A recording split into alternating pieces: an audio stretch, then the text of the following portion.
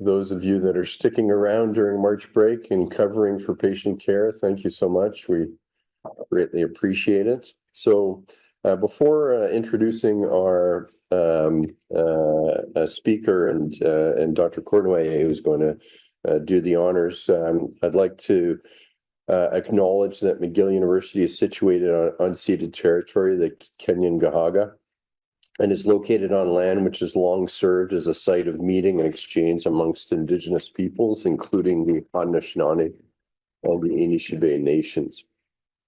I'll just remind everybody that to put yourselves on mute, not to interrupt our speaker. We invite you to write your comments and questions in the chat, and we'll get through them after in the question and answer session. I'd also like to plug the Rising Star Gala being held Friday, May 9th at the Ritz-Carlton again this year. Everybody that attended last year had a great time, great door prizes, lots of fun to be had. So we hope to see everybody May 9th. Speak to your division directors about organizing division tables, great events for a great cause, and celebrating some great scientists in our department. So without further ado, I'll hand things over to Dr. Cournoyer, our Associate Division Director of Hematology. It's a great pleasure to introduce our most recent colleague, and in my case, my office mate, who will tell us today about quality of life in patients receiving cellular therapies. We cure a lot of more people at a more advanced stage of diseases than we used to, but I think it's important to reflect on what quality of life are we giving to those patients. Victoria, as you probably all know, trained with us at McGill in hematology, then did 2 years of fellowship with our colleague Sarit Asssouline at the Jewish, with the help of a grant from the Leukemia Lymphoma Society of Canada, looking precisely at this type of issues. And then she went to Memorial Sloane Kettering, a little shop down in New York, where they treat also some cancer patients. And she did more work in cellular therapy, stem cells, and CAR-T. And today she will tell us about her research work surrounding those issues. Thank you, Dr. Cournoyer. So it's my pleasure to talk to you about this topic that I'm so very passionate about today. There's two different aspects of quality of life that I wanted to touch on today. One has to do with work in terms of serious illness discussion in patients with hematological malignancy who have advanced hematological disease. And then the second is going to be looking at how we understand quality of life in the curative intent setting, and particularly in the CAR-T cell setting. This is, thinking of this is a bit of it in its infancy, and I just want to give some ideas of how we can conceptualize that and move this forward. I do apologize for the presentation that seems to like to jump. We'll fix that as much as possible. So in terms of the background to our first objective of talking about quality of life in advanced hematological malignancy. So back in 2015, 2016, there was a lot of interest in this topic because we knew at the time that patients with hematological malignancy were for sure more likely to have admissions to the intensive care unit, more likely to die in acute care, and also to receive chemotherapy very close to the end of life. These were publications from large centers like Sloane Kettering or MD Anderson that had come out. And there was some interest to understand as to why and how we could make that better for patients. And one thing that was apparent to me at the time and to the group of people that I worked on this with here at the MUHC and the Jewish was that patients with hematological malignancy are very different than patients with solid malignancies. Patients with hematological malignancies have non-linear courses. They can have rapid and unpredictable changes in their trajectory and in their health. In the curative in the curative setting as much as in the more advanced cancer end-of-life setting. So it makes very, very hard to prognosticate patients.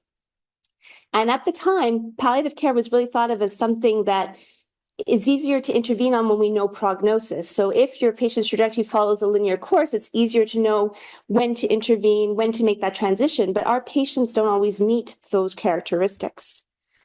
So in order to kind of get a sense of what the baseline was of our patients here at the MUHC, at the time it would have been actually the Royal Victoria Hospital and the Montreal General Hospital and the Jewish, we needed to have some sort of markers or some sort of way of understanding quality of life in these patients. And we used this publication, which is from Dr. Ojadid at Harvard, to kind of help us understand the lay of the land here at McGill. So what Dr. Ojadid did was she went to hematologist oncologists and asked them, of the markers or of our understanding of quality of life at end of life for patients with solid malignancies, what do you think would be relevant to patients who have hematological malignancies? So she surveyed a very large group of hematologist oncologists using an ASH clinical directory. So this was a US-based study. And there were, about 350 hematologist oncologists who responded.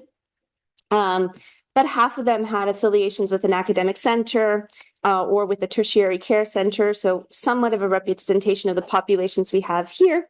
And about half of them provided, some form of transplantation service. And in terms of how most of these physicians had learned about providing end-of-life care, a lot of it was through role modeling and trial and error in clinical practice, and maybe a little bit less in terms of formal education or actually interacting with our colleagues in palliative care. So these were the markers that she looked at. And she looked for, a concordance of about 55% to consider the indicator, valid. And so we identified, that patients, to have a good quality end of life, we should try to get them to hospice within 7 days before death. We should try to prevent them from having chemotherapy or ICU admissions within the last days of life, 14 days or 30 days of life. And we should also try in that vein to prevent intubation and CPR, and to consider not transfusing patients in their last week before death.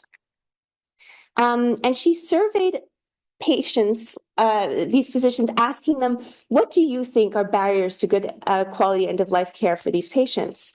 So, many physicians felt that, it was unrealistic patient expectations, or a clinician's concern of taking away hope or losing patient trust that made it hard to have these discussions.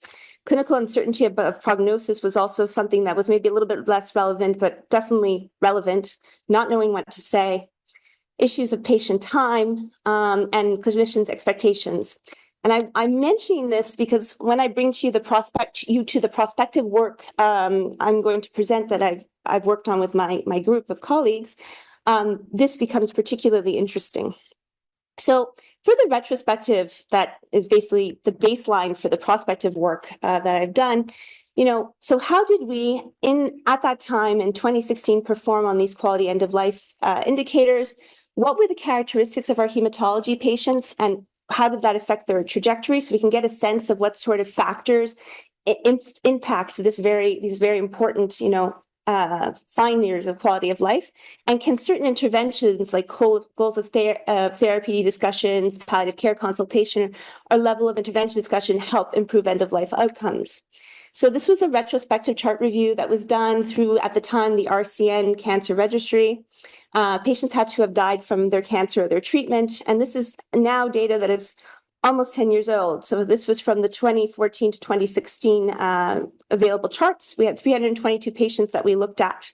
In terms of what they looked like, so the median age was 74.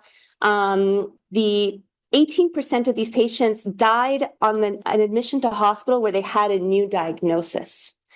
13% of these patients were receiving a new therapy. So this is important because that means that almost 30% of the patients were either starting something new or found out they had a new diagnosis in that last hospitalization before their death. And about 15% of these patients were transplant eligible candidates. So what did we find? What we found was in keeping with other published literature that about 20% of our patients across McGill hospitals received chemotherapy within 14 days before death, had an ICU admission or received high-intensity care within the 30 days prior to death.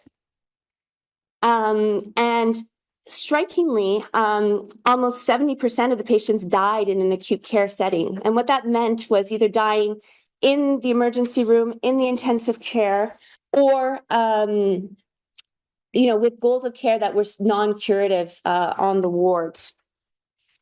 So what did we take out of this that was most striking was that this almost 70% of patients dying in acute care was definitely an area in which we needed to improve if we were going to think about prospective work. And just to give a little bit of background to that, because other people had done some qualitative work around this at the time, and it was felt that many hematologists have felt that their patients might not get the best home hospice care. That might not be sufficient for hematology patients. And that's particularly true because of the availability of transfusion and ultimately the management of bone marrow failure, which is the way in which most of our patients die.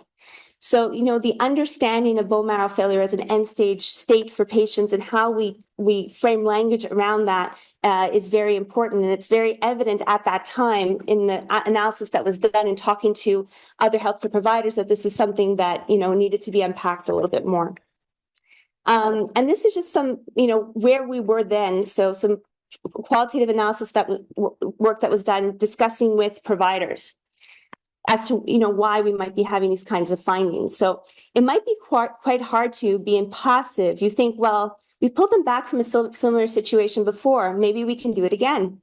And that has some ability on your impact to let go. In the context of withdrawing treatment, up until that point, you might have already been the guy who already had that next treatment ready, the next idea. If this doesn't work, we'll do this.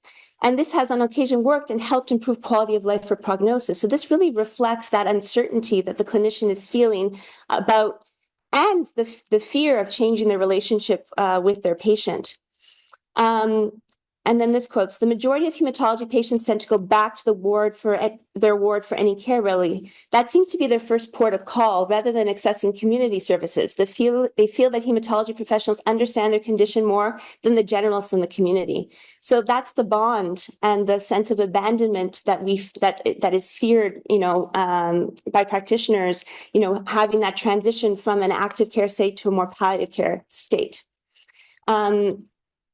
So the take-home points for this work was really that there was a large proportion of younger curable patients who were receiving new therapies or had new diagnosis, and those patients were more likely to have high-intensity outcomes. And we might say that that is reasonable for those patients. Hematology patients certainly have a variable and unpredicted course, therefore.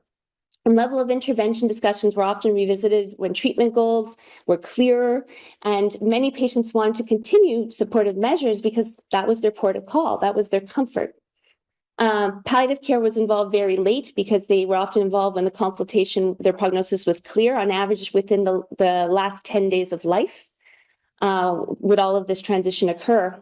And it was certainly clear to us that the management of bone marrow failure needed to be seen from a palliative lens.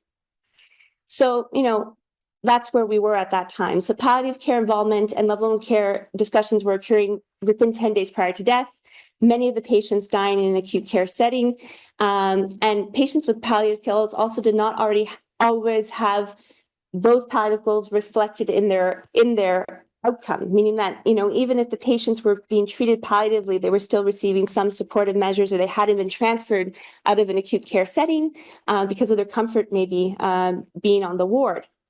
So with all this in mind, these incongruencies that we saw from this retrospective work, we said, perhaps it's not about just goals of care. It's not about level of intervention as it is, really.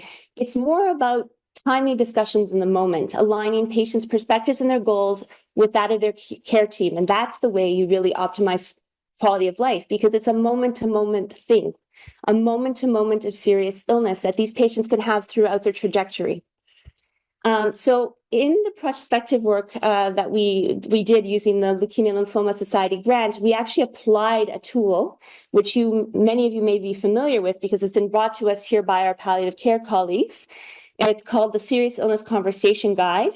And this is a discussion tool that helps guide discussions around serious illness between providers and patients. It's not about level of intervention. It is, to a certain extent, about goals of care. And this tool was looked at and validated in the general oncology population. So we wanted to see how that would play out for our hematology patients. Could this tool be useful? And could it mitigate some of this prognostic uncertainty that we were identifying in our previous work?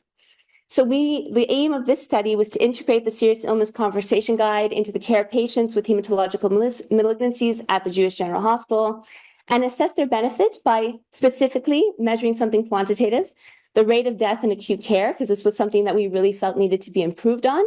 And then, importantly, collecting patient feedback on the serious illness conversation, which is something that's really lacking in the literature. We did that two ways, by using the original impact survey that had been used to validate this tool, and also by conducting semi-structured interviews with these patients. So this was a prospective mixed method study. The guide was administered to participants via trained hematologists and nurse practitioners who went through the training as it was provided by the group at Harvard who has designed this tool. The semi-structured interviews were conducted 2 to 6 weeks following the discussion between the provider and the patient. Interviews were recorded and transcribed, and then we did inductive thematic analysis as a group of hematologists and psychologists, so a multidisciplinary team, to try to see what themes we can pull from our findings. Just to give you guys an overview of what the Serious Illness Conversation Guide is.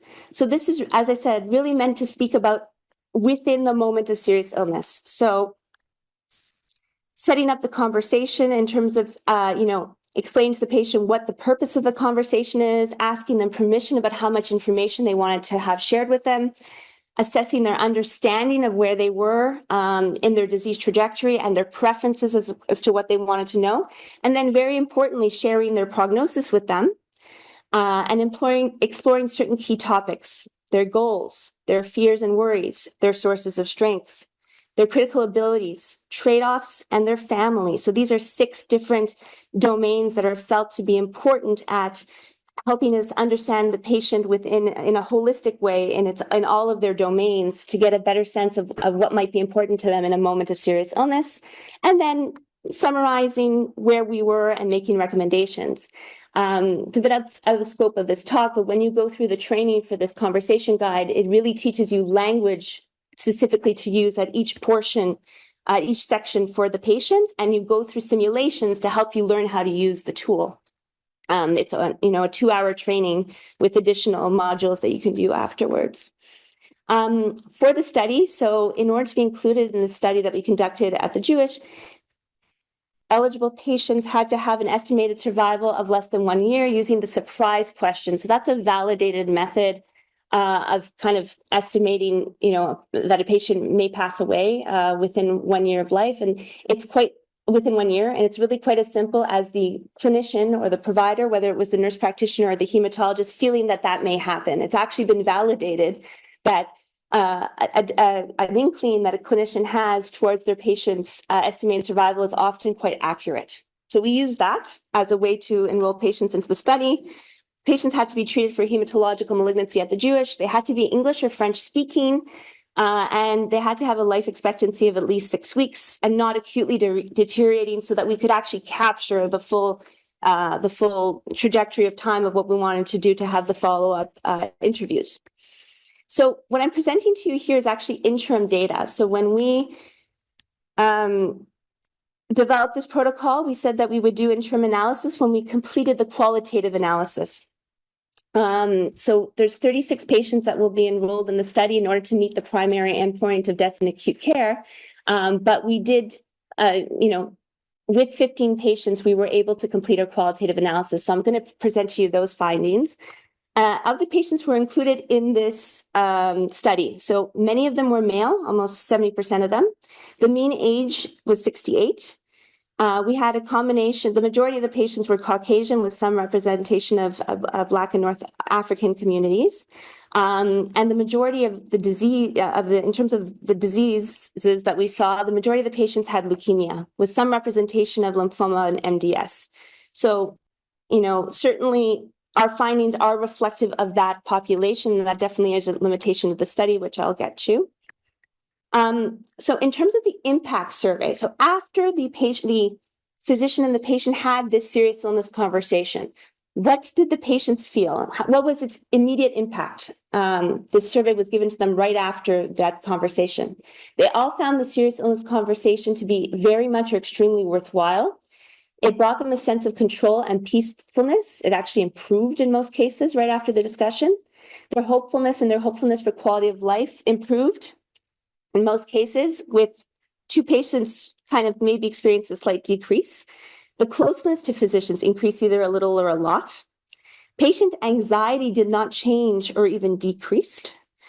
Patients felt they got the right amount of information or more than they expected, and they felt that they got it at the right time. And I think it's really important for me to highlight one thing I did not. This conversation can be had within 15 minutes. And it's someone who's comfortable and trained with this tool. It's a 15-minute conversation that has the ability to bring this to a patient. In terms of the interim findings of our looking at death in acute care, very interesting. So we had enrolled 15 patients. We had 11 patients who died at the time of the interim analysis. We had 8 patients, so 72% of our patients now died without acute care, meaning that they had clearly documented palliative goals on the ward, or they had been moved to a hospice, or they were on the palliative care ward. Interestingly, 3 of those patients died with MAID, medical assistance in dying, and I'll unpack that a little as to maybe why that might be. And 5% of patients died with palliative care of some form. And of those who died with acute care, there were 3 patients, that's about 30%.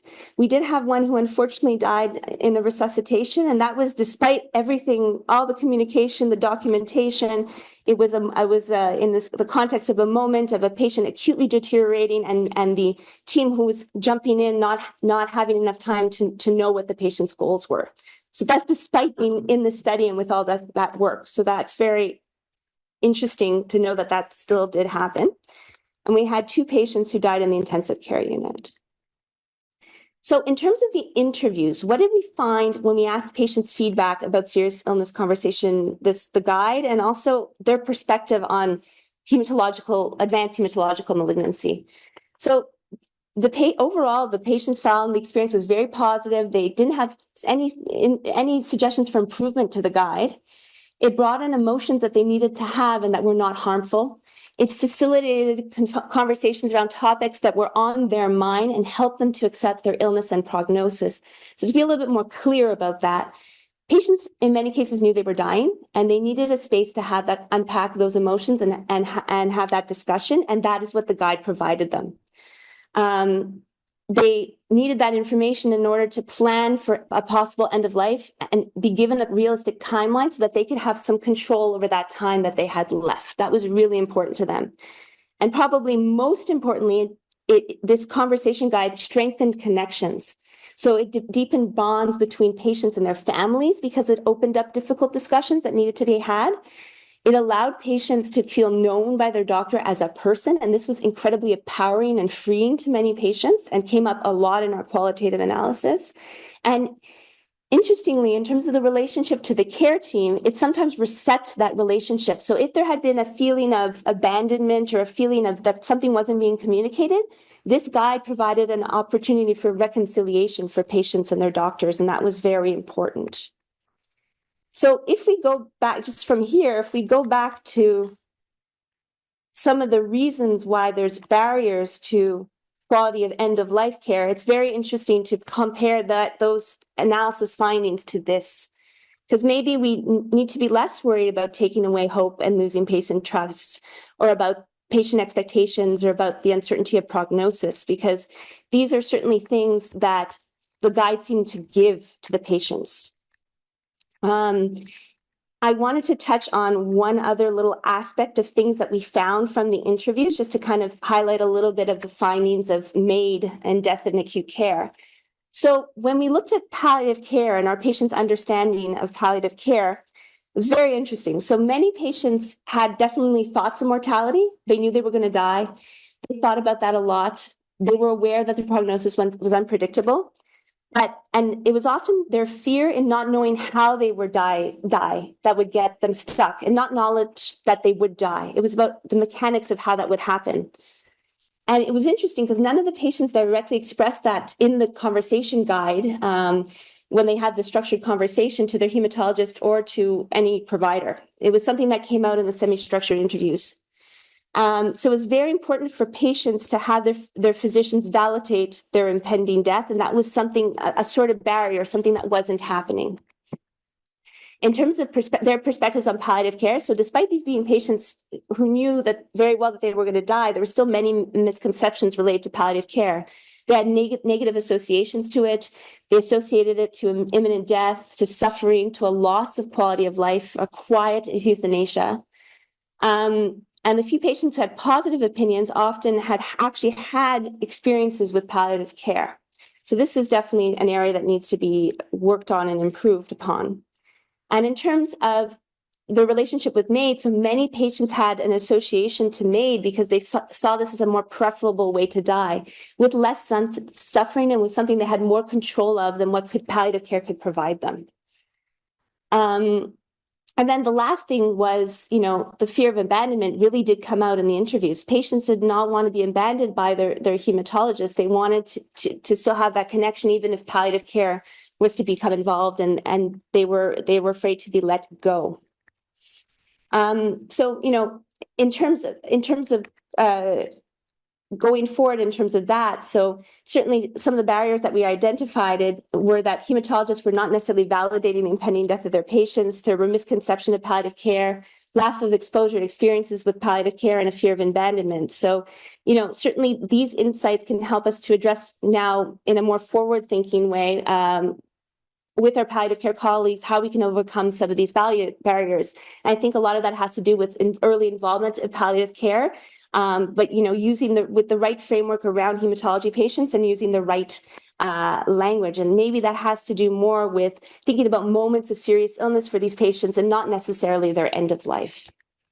In terms of overall limitations of the prospective work that we've done so far, so certainly there is a selection bias for these patients. They were interested in having the conversation. They consented to very difficult interviews and gave us graciously shared with us so much emotion and energy, for which we are incredibly thankful. It was very profound to do this work with them and their families. And we had limited demographic representation, as I pointed out in the demographics table, and also limitations in terms of the language. So this could be, worked on certainly in a bigger or broader perspective study, would need to be taken into consideration. So conclusions from this work. So findings show a decrease in death in acute care in patients who had serious illness conversation. There's striking findings for the positive emotional effects described by patients, especially given some of the hesitancies we know providers have expressed previously to us and in the literature. And most importantly, these conversations have a humanizing and empowering effect on patients that I, in this work and in future work, would like to continue to foster. So that's where we are right now with the work with advanced stage cancer patients entering into the end of life setting. And next steps are definitely going to include working with our palliative care colleagues in order to try to think about how we can integrate them in a meaningful way for hematology patients at different moments of serious illness, in order for them to be able to collect enough information for the patients to create the bonds that lead to fears of abandonment and lead to fears of transition. So that will be for future work. We've already had the opportunity to sit down with the palliative care group at the Jewish, and we hope to do the same with the group at the MUHC. Switching gears a little bit from serious illness in the advanced cancer setting, well, what do we think about it in the curative setting? So I'm going to give you this is some preliminary work that I'm doing. I've done with the group at Sloane Kettering, looking at these types of topics in quality of life in CAR T patients. So, how do we currently capture quality of life in patients who are receiving curative intent therapies? This is important because, as I've said, all of those patients have moments of serious illness. We consent them every time we give a CAR T or a stem cell transplant to these patients to moments of serious illness that they accept to have. So it's important to think about how we think about quality of life and also how we think about serious illness in this setting. So For the moment, a lot of the work, particularly in the CAR T setting, has looked at using kind of established surveys for quality of life in order to capture quality of life data. So many recent clinical trials for the approval of the CAR T products have used Promise 29 or other surveys in order to understand the evolution of quality of life of these patients. And the survey like Promise 29 has 29 questions, and there's 7 domains that they look at. And those are physical function, pain, fatigue, sleep, depression, ability to participate in social roles, and anxiety and fear. Those are the 7 domains that questionnaire hits on. And when you think about this score, it's a cumulative score, just to understand it. So 50 is kind of like your baseline.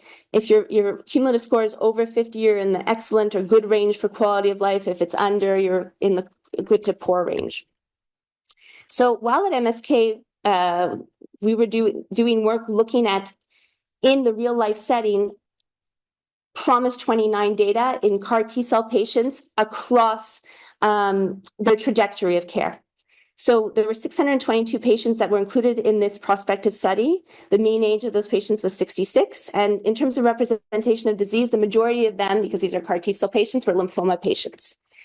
And among all of these patients, at least 80% of them submitted one survey, with a median number of surveys submitted was four. And in terms of the baseline, so, when do we capture this data? We captured it at baseline. So that was normally about 30 days before they received their product. At day 0, which is the day of receipt of the product. Day 30, which is normally end of the early toxicity period. Then standard of 90 days out, 180 days out, and 360 days out. And I think it's important just to highlight these days, because on each of these days, the clinician is doing something in a standard way. At baseline, the clinician is describing to the patient, what CAR T cells are, what the pheresis process is, and consenting them to those toxicities. At day 0, the patient is now receiving the product and actually experiencing what the doctor described might happen. At day 30, the patient has now experienced a lot of those toxicities potentially that we've canceled them again. And then there's long-term follow-up. And I just want to point out, something. This is an example. I'm not going to show all of them, but this is an example of what was found for the anxiety and fear Promise 29 findings. If you see here, each of these little bars represents a different CAR T product. And this is at different time points. And I think what I want to point out is how heterogeneous the findings are amongst each patient and then each product and even within each product at different time points. You'll see that there's a general trend, but it's very, very heterogeneous. And the same is true for the depression and sadness scores. There's a lot of heterogeneity amongst each product and each disease for each patient. And what that tells me is that this type of survey doesn't give us enough granularity on quality of life in these patients. We need to understand a little bit more about their context in order to get a sense of what quality of life, really means to them. So this is hypothesis generating data. There's definitely heterogeneity in their experience, within the same type of treatment that they receive or being treated for the same cancer. So we need to kind of look at that in a more granular way across the trajectory to get a sense of places in which we can intervene for these patients. So things to think about in this setting. So as I said, we counsel patients every day to the risks of these curative intensive therapies. And it's something we've traditionally accepted as something that might happen and counsel them towards as a form of informed consent. But it's also an opportunity for us to explore their thoughts on how they're feeling at that time and potential moments of serious illness that might happen to them and how that actually impacts their quality of life. And I think that if you wanted to unpack this in a more meaningful way, this is the work that, I'm thinking that I'd like to do going forward.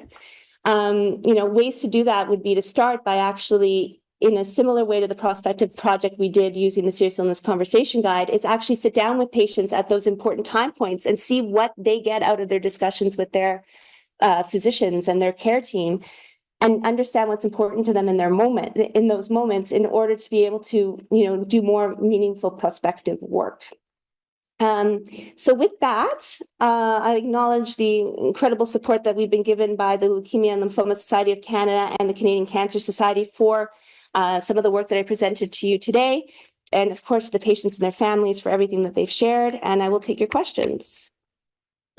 On the day you did the first interview, did you give any thought to the interaction and the relationship between the patient and the usual caregiver, and whether a related conversation has always taken place over the many years? Yes, actually, we wanted to try to look at that, but we weren't able, in the way that we ended up having the REB approve the protocol, we weren't able to do that because we would have needed to do additional consents with the caregivers. But I do think, and then maybe that would have diluted the focus off for this particular project off of the patient subject.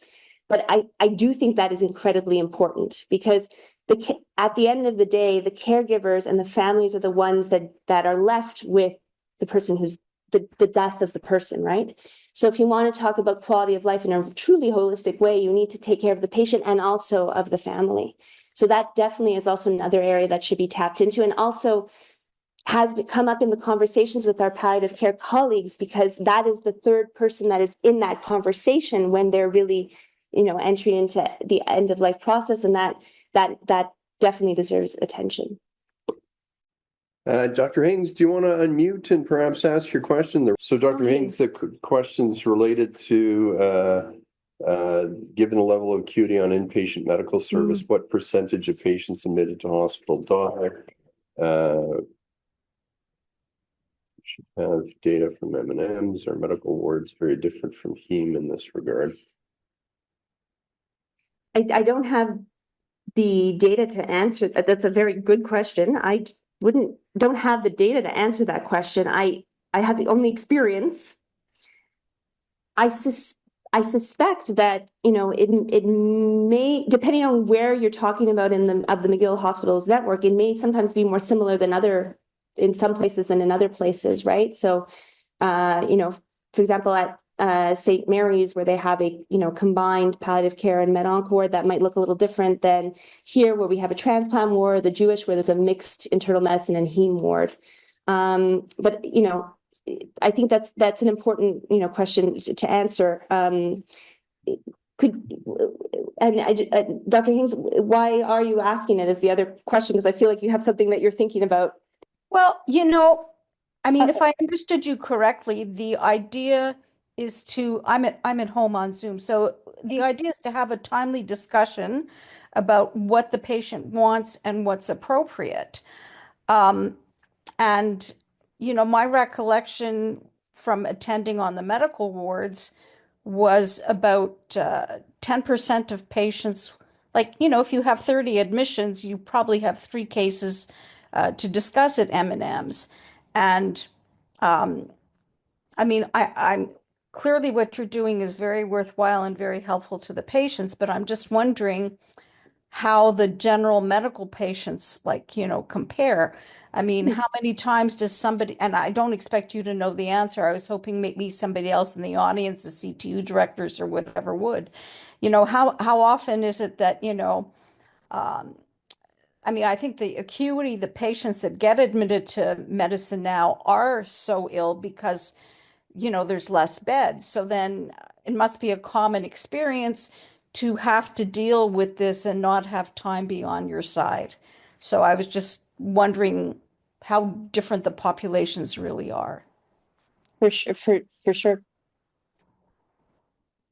You may have answered this, but what do you think is the optimal timing for having a serious illness conversation? And I guess from 2 perspectives, one from the patient and family perspective, but also from a system perspective. And we do have limited resource, and where should we spending that limited resource for the biggest impact?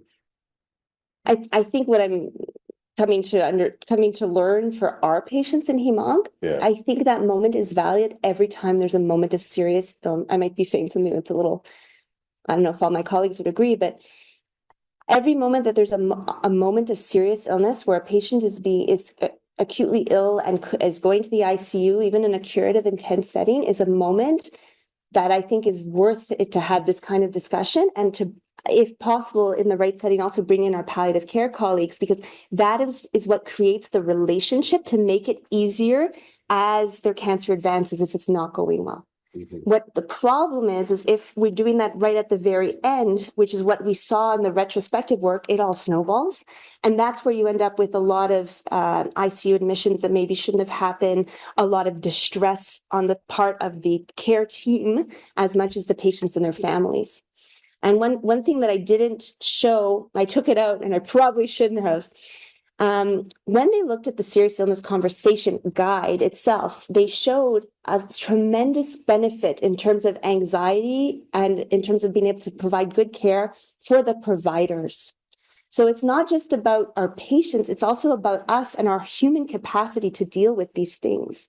One thing that's interesting that's happened at the Jewish, outside of the study, but the study creates culture, a certain form of culture change, is the opening of the discussion amongst the other hematologists who are now supporting each other and jumping in when a case is really difficult, or the nurse practitioner who's coming in, and now the opening of palliative care. It's about us supporting ourselves as a group as much as supporting the patients. And I think that in the long term, if you foster a culture of that early on at each moment, is going to make the end easier, and that will help our resources. That's my feeling. Yeah, right. Sounds like a very familiar conversations I've had with Justin Sanders, our chief of palliative care, who's talked about palliative care sort of requiring a marketing rebrand to palliative and supportive care, and getting more involved, not just at the end of life, but earlier on for those resource utilization reasons as well. And that's, one aspect of wanting to look at these quality of life topics, but also this topic of serious illness in the curative intent patients, is because we could start to capture some of that data qualitatively and also eventually quantitatively to answer the question that you're asking. Yeah. But we need to do some background work first to understand how to do the prospective work properly with the right tools. Great. Do we have any other Zoom questions or in the room questions? Data and religious beliefs. Who should be responsible? Lots of questions. Yeah. Dr. Wiseman, yeah. Who should be responsible for having serious illness conversations with these patients? So I think for a long time, the culture has been the doctor. It has to be the doctor. The doctor has to sign off on this. I think that in the current environment, and as we could use this tool to empower other members of the team, it shouldn't just necessarily be the doctor. It could be the doctor and the pivot nurse. It could be even, the oncology nurses. It could be, other members of the team, so long as they feel empowered to do so. And what's nice about the Serious Illness Conversation Guide is that it doesn't end with the level of care, which is a very medical thing people feel to sign, and sometimes they're uncomfortable to sign it. It's just about understanding where the patient is. So, having that, the conversation needs to happen when there's a bond between the patient and the person who's doing it. And that information can be communicated and then, thought of, in a more medical way if it needed to be. But it could be, from my perspective, anyone involved in their care who's trained to do so. And we would be happy to potentially to facilitate that if there's interest. Do you have any data of how religious belief affects the conversation and how we can tailor the latter accordingly? So interesting, good question, Dr. Pilat. We did ask that question as part of the semi-structured interviews, and we didn't pull a lot out of that question. Of that group of patients that we interviewed, the 15%, you had some patients who were very religious and held on very tightly to their religious beliefs, and had others who had no affiliation at all. But when you ask them to connect those beliefs to their current disease setting or to the discussion around serious illness, they saw it as separate things. So I think that religious and spiritual beliefs are very important for the support of patients, and it certainly came out that this was something that comforted patients and that we need to support. But in terms of affecting the conversation, interestingly, it didn't. It didn't create any barriers. Yeah. And Dr. Rosenblatt's asking about the prevalence of MAID. It's a relatively small sample size, yeah. But mean, there is, good data that, at least in Quebec, the proportion of patients or proportion of people choosing MAID is higher than many other jurisdictions. And I think some of our palliative care colleagues suspect that that's because of a lack of access to palliative and supportive care, Right. and other resources. Any thoughts about that? So, I think when we looked at, those misconceptions of palliative care, it's as if, the patients didn't quite understand what palliative care could provide them, and as if their experience so far with their disease had led them to the conclusion that they wanted control over their death in certain instances. And I think that was the reason that there was a choice for MAID. And a lot of the times it was along the lines of, I have suffered quite a bit already with my disease. I have to have transfusions. I experience these particular symptoms. I've experienced these particular symptoms throughout my treatment trajectory. And I don't want any more symptom management. I just want it to end. That was sort of what we pulled out of our interviews as some of the reasoning behind MAID, that we didn't specifically look at this I'm pulling at what came out of the interviews, but that wasn't a question we specifically asked. So it needs to be further unpacked. But certainly there was a sense of palliative care not being able to offer anything more. And I as someone who's a big supporter of our palliative care colleagues, just simply don't think that's true. And I think that's one of the reasons I'm saying that we have to involve them in those moments of serious illness early on in the course, so that the bond between those doctors and us exists. And that is what will allow the patients to feel that there's healing in palliative care so much as in the middle at the hemonc ward. Great. But my question was more, if you can hear me, whether the palliative care people were the ones who were comfortable discussing the issue of MAIDs, or who actually brought up that discussion with them, because my experience has been that the palliative care group is not particularly supportive of the concept of MAIDs, whereas many patients in the community are. So who brings up that discussion as the relative merits of the two approaches? Okay. So I'm trying to, from the data that I have from the study of those of the patients that, did make that choice, in some cases, it came up in the serious illness conversation between the patient and their doctor.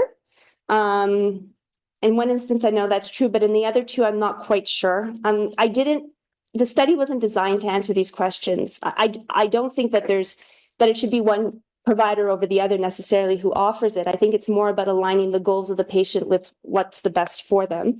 So I don't think it should really either be the hematologist or the palliative care doctor. It should be the right decision for the patient that's made with the patient, the strongest bond between the patient and the provider to discuss this sensitive thing. Great. All right, fantastic. Thanks so much again for sharing this great work. Congratulations on the great work, and we look forward to hearing more as it evolves. And thanks everybody for tuning in today online and for joining us in the room. And don't forget May 9th, the Rising Star Gala. All right. Take care.